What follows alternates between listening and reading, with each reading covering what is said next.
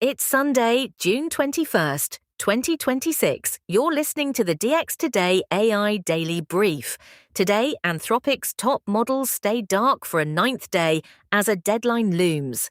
Qualcomm makes a $10 billion bid for a chip startup, and Amazon walks away from a finished film about Sam Altman. Let's get into it. Anthropic's most advanced models remain dark this morning. It is day 9 since a United States Export Control Directive forced the company to pull Claude Fable 5 and Mythos 5 offline worldwide on June 12th. As of today, the API still returns errors, and the refund window for unused credits has already closed. Tomorrow, the free trial period for paying subscribers expires, leaving Pro, Max, Team, and Enterprise customers paying full price for a model they cannot reach. Anthropic's international chief said in Seoul that the models would return within days, but that was June 18th.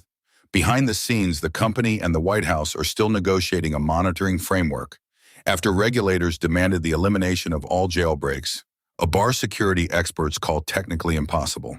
To Google now. Google's flagship reasoning model is running out of runway.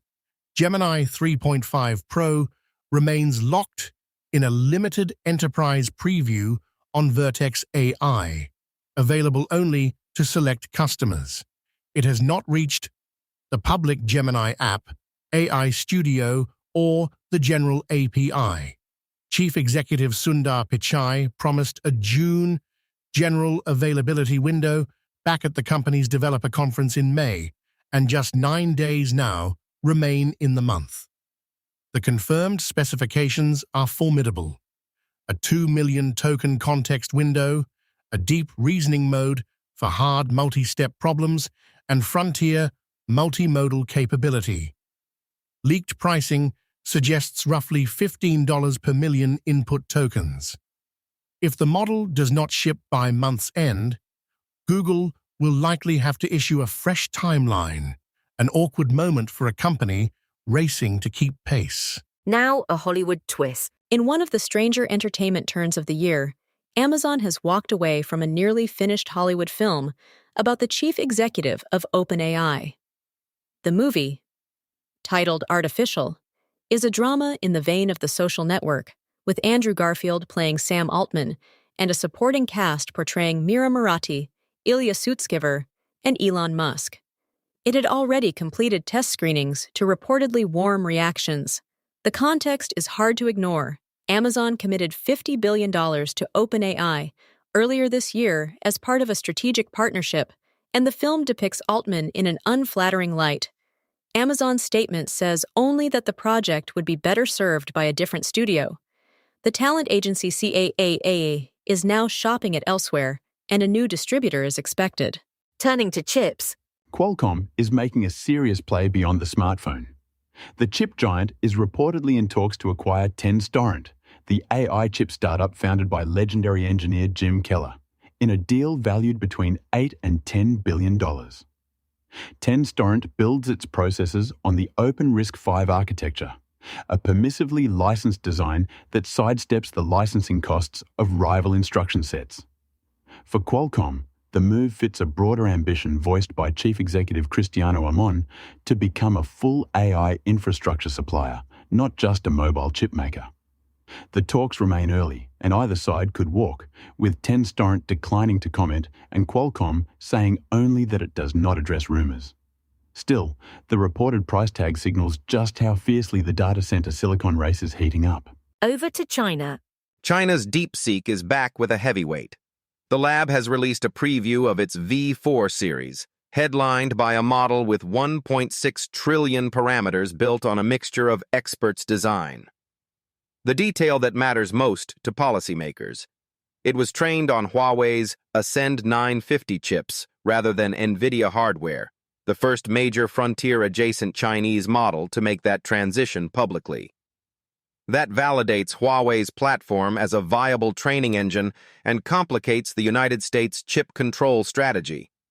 Analysts at the Council on Foreign Relations call V4 likely the best open-source option available today, though they stress it still trails the leading American closed models, a gap DeepSeek's own technical paper concedes. The open source route remains how Chinese labs compete for global developer mindshare. Staying with models. Elon Musk's xAI is pushing harder into the enterprise. Its Grok 4.3 model is now generally available on Amazon's Bedrock platform, giving corporate AWS customers direct access without separate xAI accounts or contracts. The model offers a 1 million token context window, configurable reasoning effort levels, and what xAI claims is the lowest hallucination rate among current frontier models. Pricing lands at $1.25 per million input tokens. The Bedrock listing is part of a wider enterprise campaign that includes a plug-in marketplace with founding partners like MongoDB, Vercel, and Cloudflare, plus a dashboard for managing parallel coding sessions. For Amazon, adding Grok deepens a model menu already stocked with rival systems, reinforcing Bedrock's pitch as the neutral ground of AI. Meta enters the fray. Meta is staking out fresh territory in the model wars. Its Superintelligence Labs division has unveiled Muse Spark, the first entry in a new family called Muse.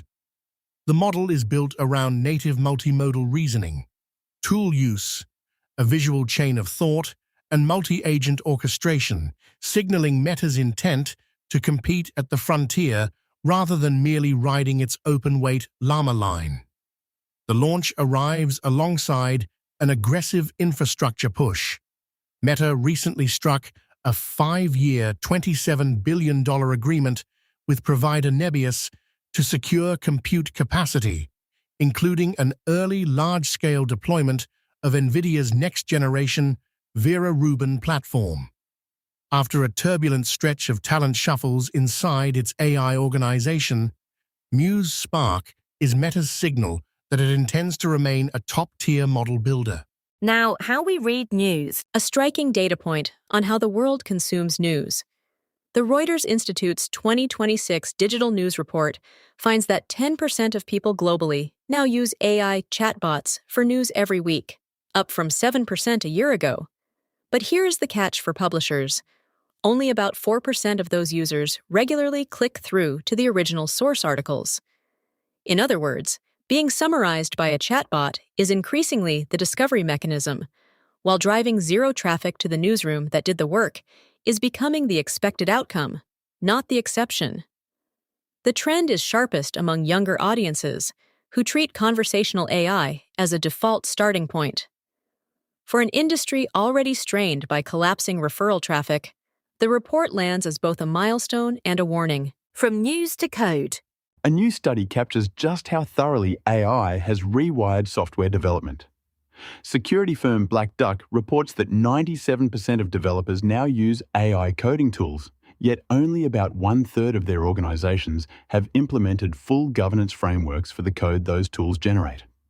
GitHub Copilot leads adoption at 83%, with Anthropic's Claude Code reaching 63%, a remarkable figure for a product barely a year old in its current form. The governance gap is the real story. AI-generated code is flowing into production at companies that have not established review policies, ownership rules, or security scanning for machine-written output. The takeaway is blunt.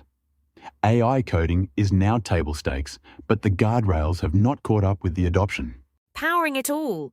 America's power regulators are moving fast to keep the lights on for artificial intelligence.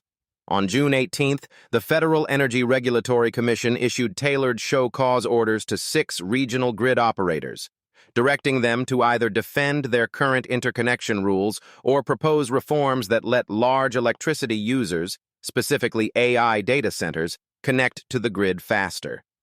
The Commission's chair called AI grid integration a national priority. Crucially, the orders bypass the usual rulemaking process, which can take years, in favor of a targeted approach that can move in weeks. The urgency is real.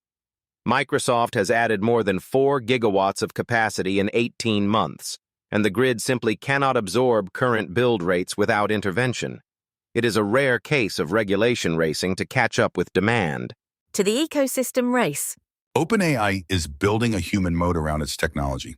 The company has launched its first formal global partner program, the OpenAI Partner Network, backed by a $150 million investment and aiming to certify 300,000 consultants by the end of the year. The network is designed to create an army of implementation specialists who help enterprises deploy OpenAI products, from its Codex coding tools to the enterprise version of its flagship API. The timing is strategic. OpenAI is preparing for a public listing expected later this year at a valuation near $850 billion, and locking in implementation capacity at that scale is hard to replicate quickly. The move directly counters similar partner pushes from Anthropic and Google as the battle shifts from models to ecosystems. And finally, the frontier. And finally, a glimpse at the next frontier beyond chatbots.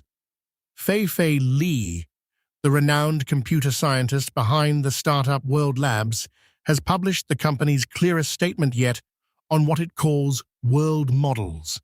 In a new taxonomy, Li divides such systems into three distinct functions: a renderer that generates what a scene looks like, a simulator that predicts how it behaves, and a planner that decides what to do next. The framing is meant to draw a sharp line between a genuine world model and a mere video generator, a distinction increasingly blurred in marketing. World Labs has raised more than $1 billion to pursue spatial intelligence, the idea that machines must understand three-dimensional space to truly reason. It is a reminder that the race is widening well past language. That's your briefing for Sunday, June 21st, 2026. For DX Today, stay curious.